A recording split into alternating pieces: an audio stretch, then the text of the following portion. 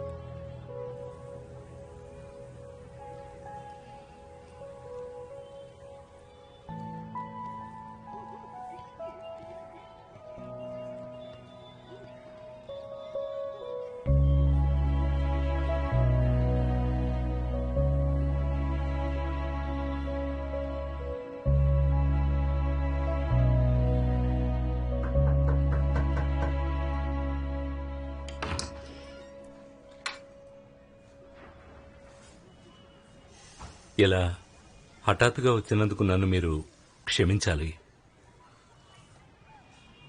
నిజానికి మీతో మాట్లాడడం నాకు చాలా ఇంపార్టెంట్. ప్లీజ్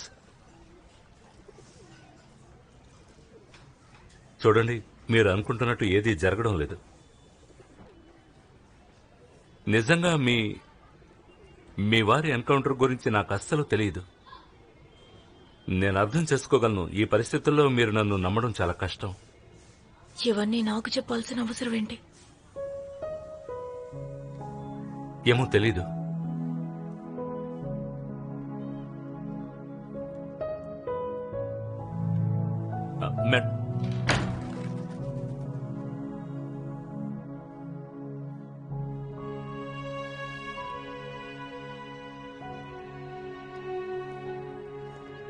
నేను హోమ్ మినిస్టర్ గణపతిరావు కదమ్ని.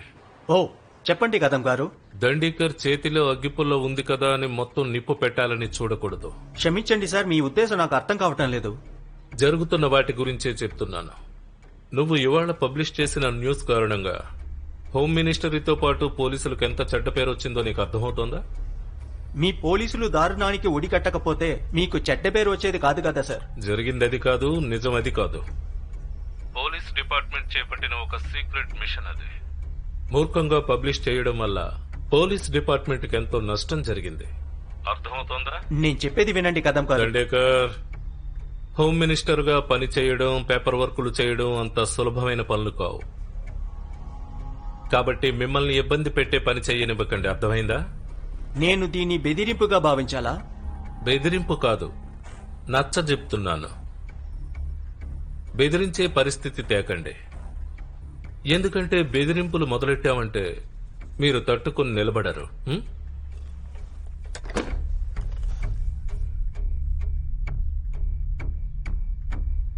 ఇంకా జరుగా గట్టిగా, అలాగే అయిపోవచ్చింది.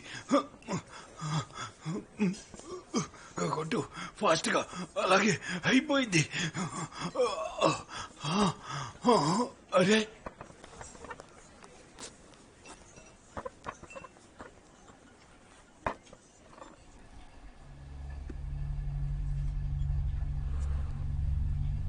ఏమ్రా ఏడబోయినా? అంటే సాబ్ ఇంట్లో చిన్న మ్యాటర్ ఉంది. ఓ అవును సాబ్. సూర్య లాడ్జల కమ్మోతో కలిసి ఫ్యామిలీ మ్యాటర్ డిస్కషన్ ఇదిరా సుల్లిగా.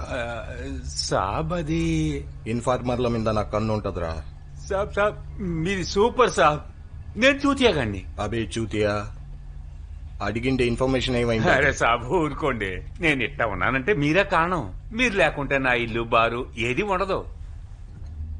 ఈ పొగుడు గిట్ట బంద్ చేయి. ఖబర్ బోల్. సాబ్ జన్మత్ అనే పేపర్ ఉండదు. ఆడ అంజలి దీక్షిత్ అనే పోరి పని చేస్తుంది. రషీద్ రెస్టారెంట్ నుంచి వస్తువు కనపడ్డది. ఆడ ఏం మాట్లాడినారో అది మాత్రం తెలవదు, కానీ కిచిడి ఏదో పక్కా ఇస్తా ఉండదు సార్, పక్కా.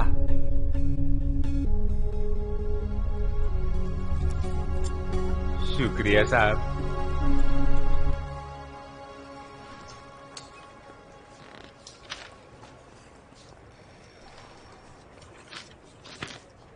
నీకు ఇన్ఫర్మేషన్ ఎక్కడి నుంచి వచ్చిందో చెప్తావా? ఎస్ నేను చెప్తాను సార్. జహీర్ భార్యను కలిశాను సార్. జహీర్ నమ్మిన బంటూ బెస్ట్ ఫ్రెండ్ అయిన ఇక్బాల్ని కలిశాను. జహీర్ షూటౌట్ ని కళ్ళారా చూసింది అతనే. గూండా ఇచ్చిన ఇన్ఫర్మేషన్ నమ్మమంటావు? ఒక గ్యాంగ్స్టర్ భార్య గూండా ఇచ్చిన ఇన్ఫర్మేషన్ తో ఏమాత్రం ఆలోచించకుండా ఇతర పేరన పోలీస్ ఆఫీసర్ల మీద ఆర్టికల్ రాద్దామంటావు. Sorry, I can't allow this. Sir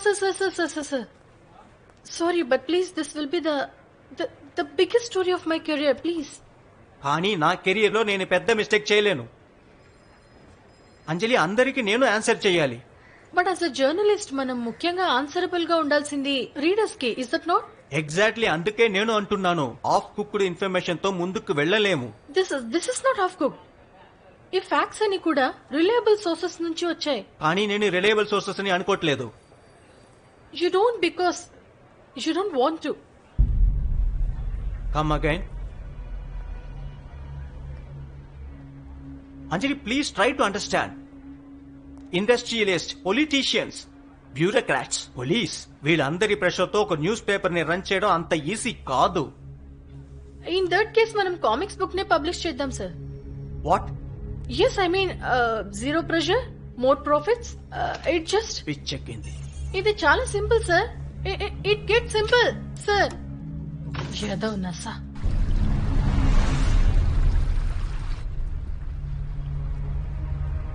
నానా, పగ తీర్చుకున్నట్టేగా. ఇప్పుడు ప్రశాంతంగా ఉందా?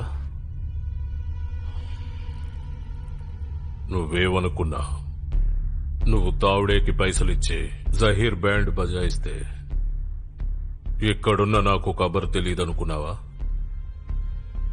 మీరందరూ వాణ్ణెక్కడ కాల్చారో, ఎన్ని బుల్లెట్లు కాల్చారో సబ్ జాంతా హూం.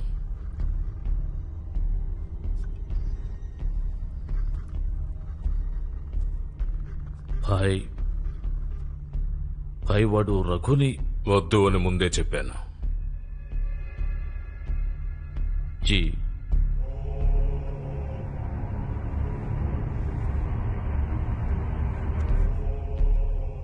ఇప్పుడైనా దందా మీద దృష్టి పెట్టు.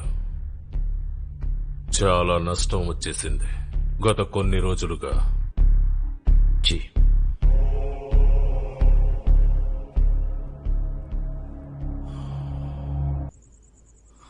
వదులు.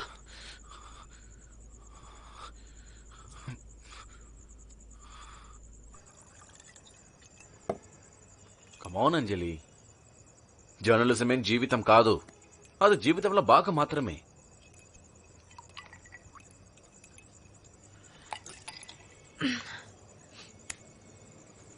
ఇప్పుడు అర్థమవుతోంది, నా లైఫ్ లో స్మాల్ పార్ట్ ని కంప్లీట్ గా వేస్ట్ చేసుకున్నాను. అంజలి, ప్రతి ఒక్క ఇండస్ట్రీలో అడ్వాంటేజ్ ఉన్నాయి, డిసడ్వాంటేజ్లు ఉన్నాయి. అడ్జస్ట్మెంట్ కి అలవాటు పడి అన్నిట్లోనూ సర్దుకుపోవాలి. At least not in this case Rishi. దేన్ని పర్సనల్ గా తీసుకోవద్దు అంజలి. దీన్ని పర్సనల్ గా ఎందుకు తీసుకోకూడదంటున్నావు రిషి? తెలుసా, నా సొంత తమ్ముడు కూడా ఇలాగే చంపబడ్డాడు ఇలాంటి ఫేక్ ఎన్కౌంటర్ లో.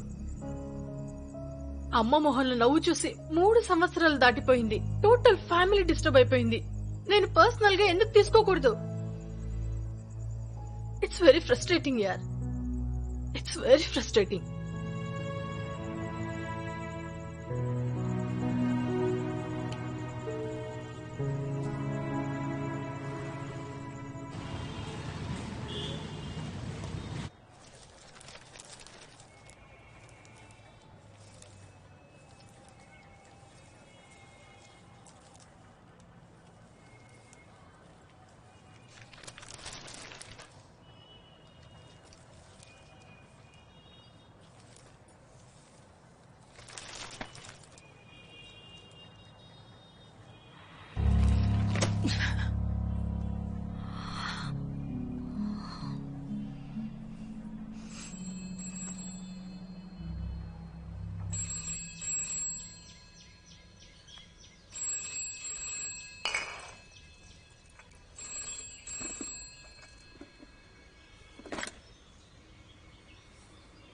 హలో. పేపర్లో ప్రతి పేజీ చూశాను. నిజం ఎక్కడ బయటపడలేదు. అష్రఫ్, నేను చేయాల్సిన ప్రయత్నం అంతా చేశాను. ఎందుకో తెలియకుండానే మీ మీద భరోసా వచ్చింది నాకు. మీరు వాళ్ళలో ఒకళ్ళని తేలింది. అష్రఫ్, దయచేసి నేను చెప్పేది విను. ఆఫీస్